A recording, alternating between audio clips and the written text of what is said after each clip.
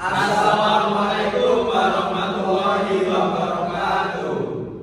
Selamat pagi, salam sejahtera bagi kita semua. Kami dari kelompok 2 ekonomi makro dari kelas ekonomi 2023 ingin mempresentasikan hasil kerja dan diskusi kami, yaitu membahas tentang siklus bisnis. Dan diizinkan kami untuk memperkenalkan diri. Saya Isbulaja Tarasmita, NIM 189, dan ini rekan-rekan saya. Dan saya Fadi Armaga, NIM 197. Saya Muhammad Nilan, NIM 204. Saya Tobit Nur Hidayat dengan NIM 210. Saya Raffi Maulana dengan NIM 212. Saya Fabio Samad Faiz dengan NIM 215. Saya Adhika W. Saputra dengan NIM 225. Langsung saja bagi yang bertugas pakai tempat silakan. Nah, di sini saya akan menyampaikan daftar isinya untuk materi siklus bisnis, yaitu ada 8. Yang pertama, definisi siklus bisnis. Yang kedua, fase-fase siklus bisnis. Yang ketiga, faktor penyebab siklus bisnis. Nah, yang keempat, teori siklus bisnis. Yang kelima, dampak siklus bisnis. Yang keenam, strategi menghadapi siklus bisnis. Yang ketujuh, kesimpulan. Dan terakhir itu adalah referensi. Mungkin bisa di next.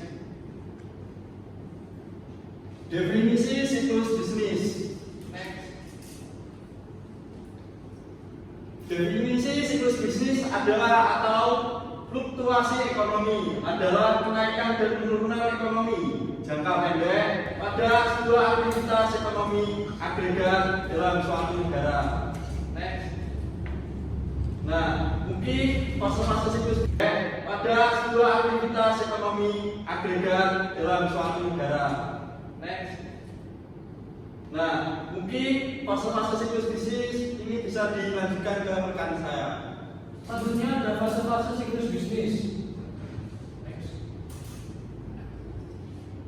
Yaitu yang pertama ada fase ekspansi, yang kedua ada fase puncak, yang ketiga ada fase kontraksi, dan yang terakhir ada fase palu. Fase pertama yaitu ekspansi, yaitu dari siklus bisnis adalah ekspansi. Ini adalah periode pertumbuhan ekonomi yang ditandai dengan peningkatan produksi, peningkatan lapangan kerja, dan peningkatan kepercayaan konsumen. Tahap kedua ada fase puncak.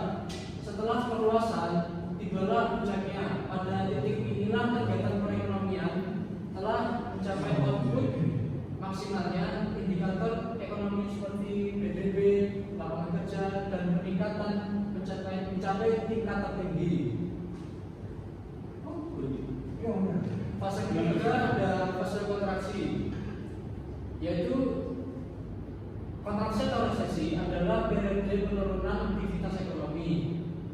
Yang terjadi adalah PDB menurun, tingkat pengangguran meningkat, dan belanja konsumen melambat. Fase keempat adalah fase palu. Terakhir, tahapan palu dalam siklus bisnis adalah terjadi kondisi menurunnya penawaran dan permintaan secara signifikan. Palu mewakili akhir dari resesi dan awal dari ekspansi berikutnya. Aktivitas ekonomi mencapai titik terendah dan mulai meningkat lagi. Selanjutnya akan dilanjutkan oleh rekan saya. Baik, selanjutnya adalah faktor penyebab siklus bisnis. Faktor penyebab siklus bisnis terjadi karena beberapa faktor, yaitu faktor shock perekonomian dalam negeri dan shock perekonomian luar negeri. Kedua shock terbagi antara faktor endogen dan eksogen. Dalam ekonomi, faktor endogen mencakup keadaan ekonomi dan kebijakan yang diterapkan pada suatu negara, yaitu faktornya berjumlah 8.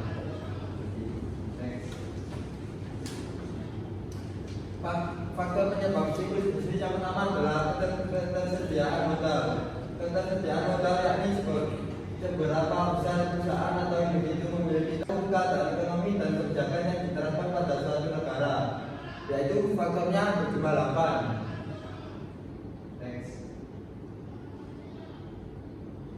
Faktor penyebab siklus bisnis yang pertama adalah ketersediaan modal. Ketersediaan modal yakni seberapa besar perusahaan atau individu Jika sebuah perusahaan ini mempunyai modal yang cukup, maka ia dapat meningkatkan bisnisnya dengan lebih aktivitas. Selanjutnya yang kedua adalah penawaran dan permintaan. Penawaran dan permintaan yang menjadi faktor siklus bisnis selanjutnya adalah mengacu pada jumlah persediaan produk untuk ditawarkan pada customer. Yang ketiga ada biaya produksi. Biaya produksi, investasi, suku bunga hingga perdagangan mempengaruhi siklus bisnis. Selain itu, sebagian besar organisasi keuangan dan mengukur siklus bisnis untuk mengetahui naik atau turunnya produk domestik bruto atau yang disebut singkat PDB. Next. Yang keempat ada perdagangan. Perdagangan juga mempengaruhi siklus bisnis. Perdagangan yang berjalan dengan baik dapat meningkatkan pertumbuhan ekonomi, sedangkan perdagangan yang kurang baik dapat mengakibatkan kontraksi ekonomi. Selanjutnya yang kelima adalah kebijakan moneter. Kebijakan moneter seperti penurunan tingkat suku bunga dapat digunakan untuk menstabilkan sistem perekonomian dan mengatasi kontraksi ekonomi. Yang keenam ada kebijakan fiskal. Kebijakan fiskal seperti peningkatan belanja atau penurunan penerimaan pajak dapat digunakan untuk mengatasi kontraksi ekonomi dan meningkatkan pertumbuhan ekonomi. Yang ketujuh ada faktor eksternal.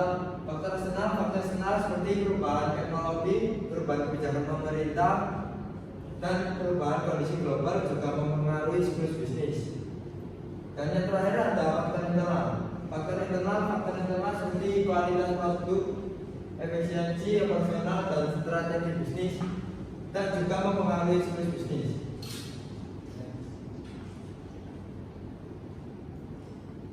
Baik, selanjutnya dijelaskan oleh rekan saya.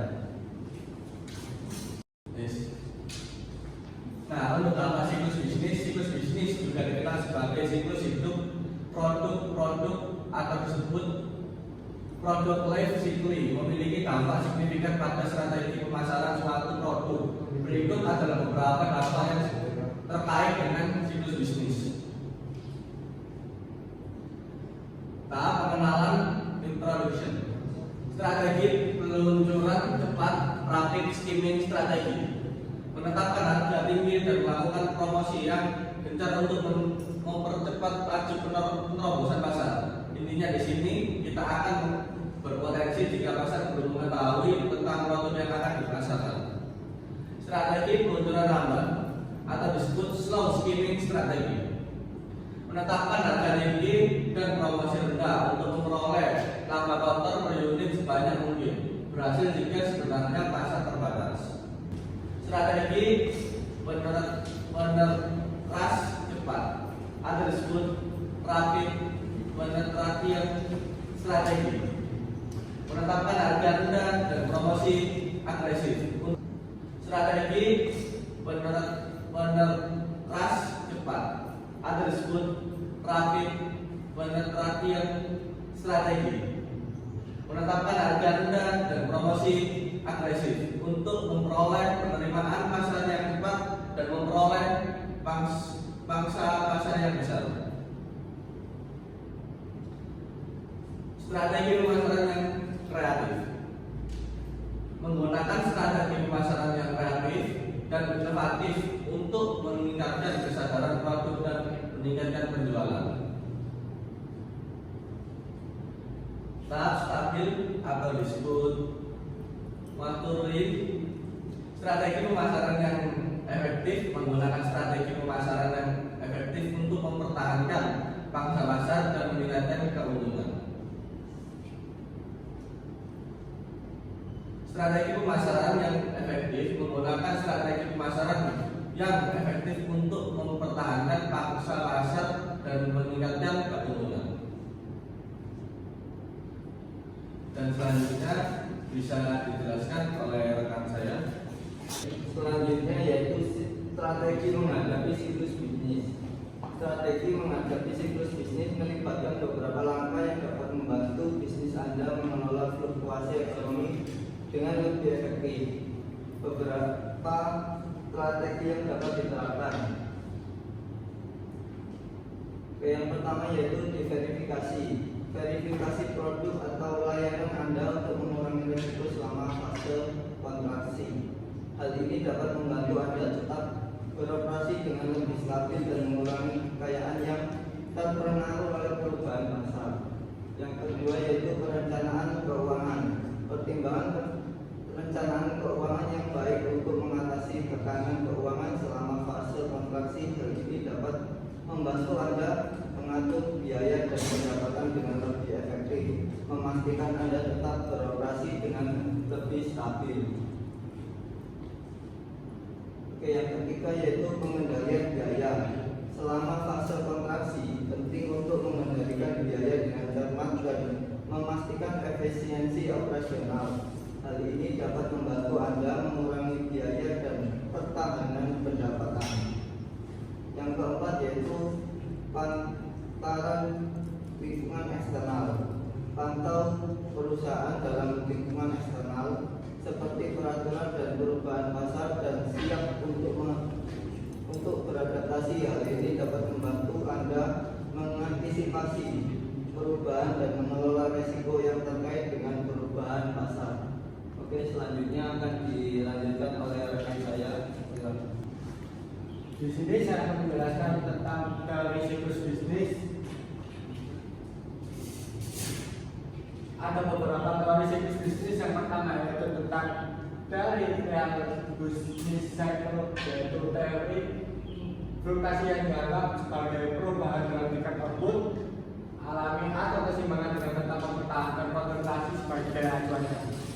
Yang kedua yaitu teori bisnis cycle Keynesian, yaitu upah yang bersifat kaku atau sulit berubah sehingga peranan pemerintah dalam kebijakan fiskal dan moneter sangat diperlukan untuk menstabilkan perekonomian. Yang ketiga yaitu teori bisnis cycle moneter, yaitu menekankan pada pentingnya guncangan permintaan khususnya terhadap fluktuasi ekonomi, tetapi hanya dapat dalam jangka pendek.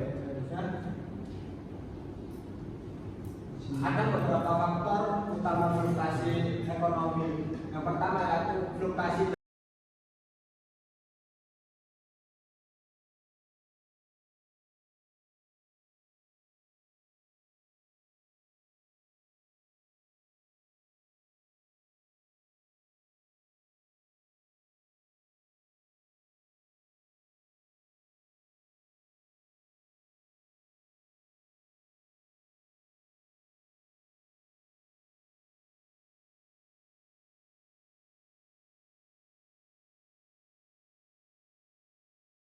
Baik, di sini terdapat kesimpulan. Dalam penjelasan PPT di atas dapat kami simpulkan bahwa siklus ekonomi adalah merupakan fluktuasi atau sepasang surut ekonomi yang melanda produksi nasional, pendapatan, inflasi, dan kesepakatan kerja yang ditandai dengan adanya kontraksi dan ekspansi di seluruh sektor ekonomi. Maka dengan adanya gerakan pasang surut ekonomi ini memiliki perubahan kurva permintaan dan penawaran agregat yang berpengaruh terhadap kebutuhan makroekonomi. Next, selanjutnya. Di sini referensi dari PPT kelompok kami. Sekian dari kelompok kami, dan mohon maaf kalau ada salah kata atau kekurangan dari PPT kami ataupun presentasi kami. Terima kasih juga telah menyaksikan video presentasi dari kelompok 2 yang bertema siklus bisnis. Mungkin dari kelompok kami akan mengundurkan diri dan menutup video ini. Wassalamualaikum warahmatullahi wabarakatuh. Jangan lupa Gus. Jangan lupa komen, like, dan